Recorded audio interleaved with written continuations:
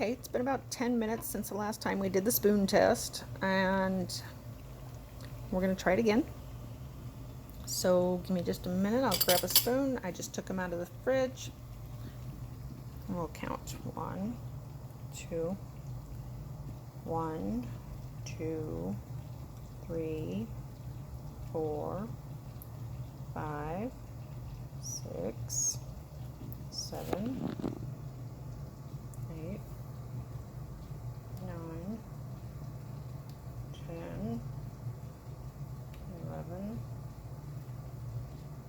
12, 13. Gonna drop. Okay, I think we're good.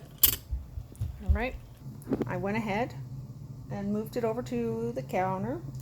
I do have a hot pad underneath it. I put that there before I transferred the jam. It's cooked down really well. Great consistency, great color, great smell. And here I'm going to grab a jar around the outside. Don't put your fingers on the inside. And stick this in it. And my bad. You get one twist.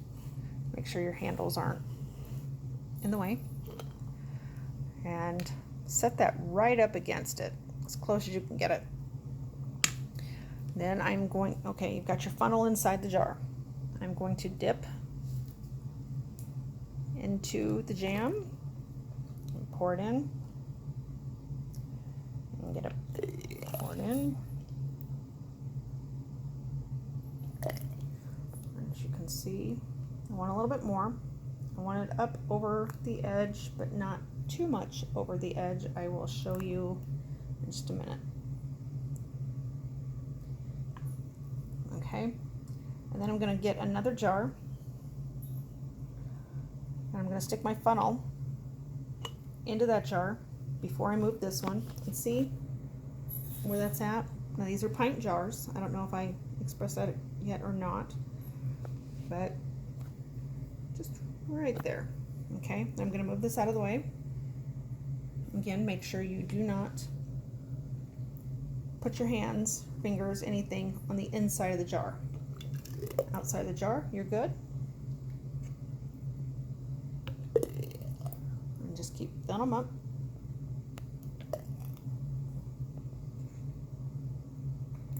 And right about there. Okay. Bring another jar. Transfer the funnel. Move the jar. Stick this one over here. Okay, I will be back with you momentarily. Okay, I filled up several jars, and this step right here is one of the most important steps you can make. After you fill up the jars, before you put the lids on, get a damp paper towel or cloth, whatever is your personal choice, but wipe off the top of the lids. You'll see that there is a little bit of jam coming off from the top of the lids, or the rims, I guess, just from transferring it. You want to make sure there is nothing on the tops that is going to impede the lid sealing. Okay, from here I've wiped them all off. They are clean. I'm just going to set the lids on top. We're almost done. And get excess water off of it. You don't want to wipe them necessarily. I just kind of pat them a little bit.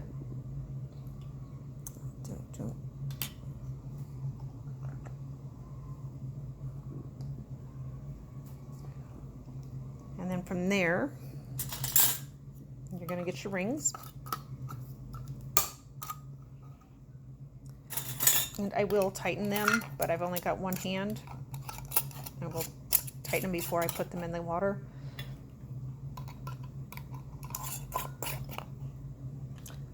Keep in mind that they are hot. They're very hot right now. So